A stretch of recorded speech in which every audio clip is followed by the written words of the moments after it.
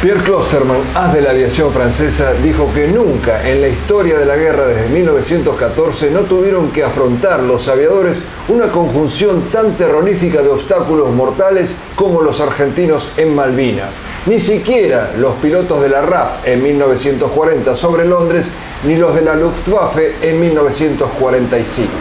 Uno de los escuadrones de pilotos argentinos estaba comandado por el entonces vicecomodoro Rubén Gustavo Cini, que de esta manera, en este inédito video que van a ver, relata sus experiencias. Una de las preguntas que más se repite en general es por qué los pilotos argentinos no atacaban primordialmente a los buques logísticos. Nosotros fundamentalmente cumplíamos tareas que eran ordenadas por nuestro comando. Fundamentalmente se atacó a los buques ofensivos porque eran los que normalmente se aproximaban a las islas para cañonear las islas. Entonces, la misión fundamental de este escuadrón fue atacar a esos buques, porque eran los que se aproximaban más a las mismas. No obstante, en algunas oportunidades, cuando algunos buques de desembarco o logístico también se aproximaban a las islas, como fue el 8 de junio, nuestros aviones también atacaron a esos buques. ¿El buque inglés Canberra era solamente un buque hospital o también transportaba tropas? ¿Por qué no lo atacaron los pilotos argentinos? Es posible. Yo puedo recordar una sola anécdota, que un piloto argentino no atacó un buque como era el Canberra porque tenía la cruz roja pintada, lo que nos hacía suponer que era un buque hospital. Entonces el piloto argentino me manifestó después de la misión que no atacó porque pensaba que ese buque era un buque hospital. Esa fue la razón por la cual no se atacó el Canberra en esa oportunidad. Y un tema siempre interesante, ¿cuál era la motivación de los pilotos argentinos en sus audaces ataques? Indudablemente creo que esto influye un poco en la formación que nosotros recibimos en nuestra escuela de aviación militar. Desde el principio sabemos que estamos para defender a nuestra patria, prescindiendo de la situación política y quien lo ordene. Como elementos de la defensa tenemos que ir al combate. Para eso nos formamos, para eso nos adiestramos. En ese sentido, tenemos que exaltar, sobre todo en el escuadrón que yo conduje, el valor y el espíritu de lucha que animaba a nuestros pilotos. Los problemas que yo tuve como conducción, si puede decir que fueron problemas de conducción, era que a veces yo quería volar una misión como jefe de escuadrón en una escuadrilla y el problema que yo tenía era porque me preguntaba el oficial de más bajo grado por qué yo le sacaba el lugar a él si él es el que tenía que ir. Eso demostró desde un primer momento una actitud muy positiva de los pilotos argentinos, que sabían que no estaban tripulando un avión muy moderno, pero tenían un gran espíritu de lucha y estaban convencidos por qué luchaban. Creo que esa es la razón de la actuación de estos hombres en este conflicto. Las tácticas de la aviación argentina en la guerra de Malvinas, ¿en qué se fundamentaban? Cuando nosotros estudiamos cuál era la capacidad de los buques y veíamos que tenían una gran capacidad de detección y al mismo tiempo estaban equipados con misil, desarrollamos una táctica para poder llegar hasta el blanco sin ser derribados. Y se fundamentaba en varias cosas. Primero, no ser detectado por el lóbulo de radar de los buques.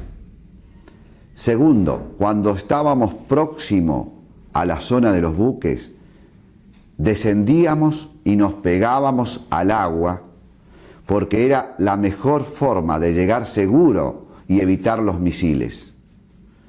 Los misiles a veces no podían volar tan bajo como volábamos nosotros. Esa fue un poco la táctica que utilizamos nosotros.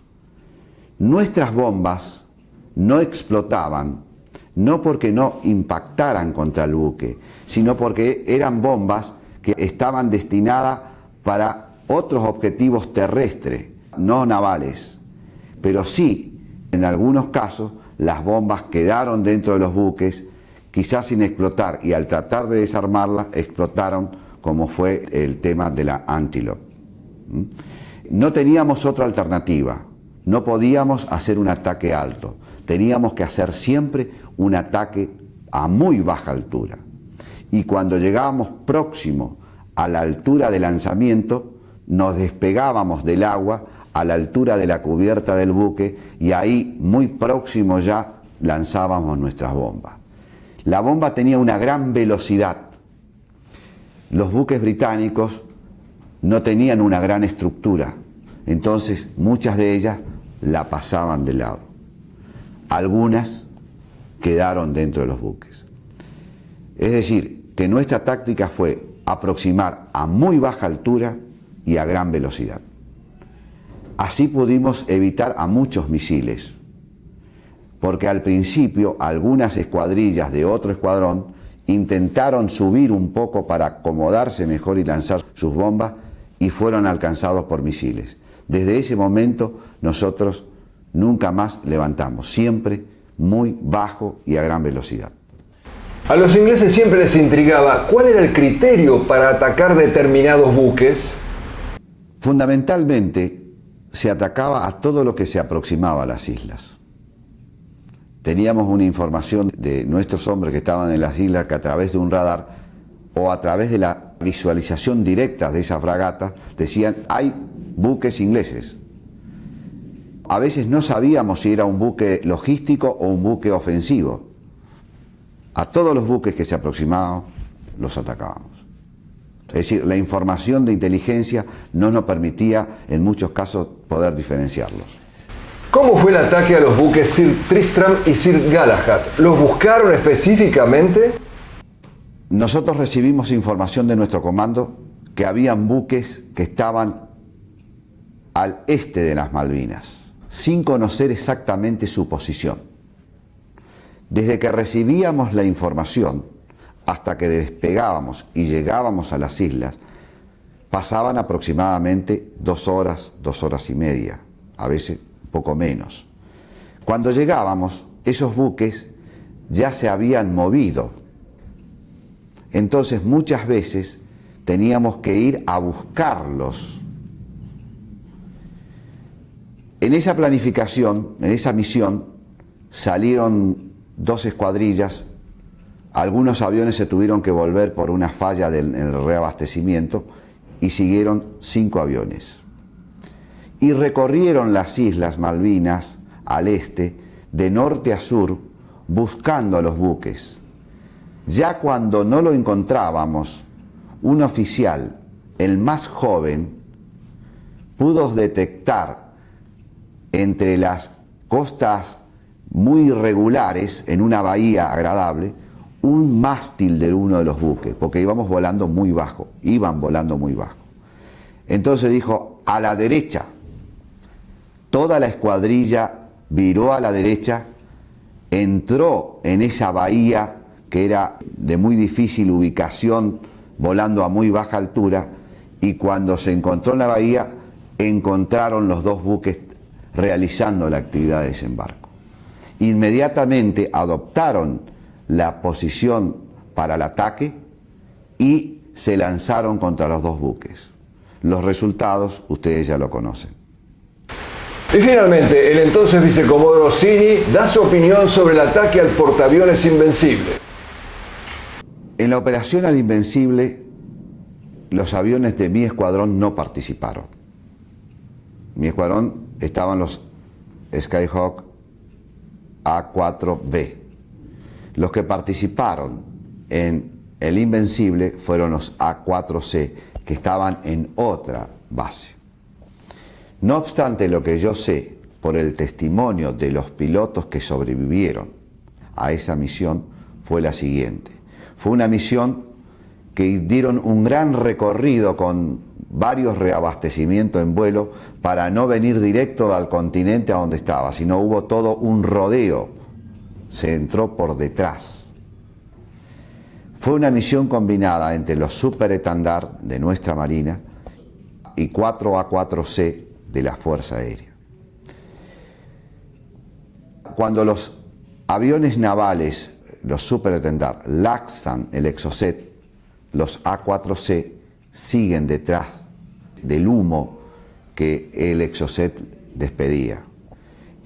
El Exocet aparentemente hace impacto en una parte del portaavión y produce, o de un gran buque, y produce un gran humo negro. Los aviones A4C continúan aproximándose. Cuando ya están próximos, 2 aviones son derribados por misiles de otros buques que estaban con el portaavión. Y hay 2 pilotos, el primer teniente Ureta y el otro Isaac, que llegan al portaavión, es el testimonio de ellos, lanzan sus bombas sobre la cubierta y logran salir y retornar nuevamente al continente. Lo único que yo sé es el testimonio de esos pilotos, los detalles que nos dieron, y un hecho muy importante. Esos días posteriores a ese ataque, la cantidad de patrullas de Harrier disminuyó sensiblemente. Prácticamente no estaban más, hasta luego de 4 o 5 días que vuelven a aparecer. Juntando toda esa información, tenemos la seguridad nosotros que el Invencible ese día fue atacado. No conocemos o no conozco personalmente el daño producido. Eso es lo que yo conozco de la operación del ataque al portaaviones Invencible.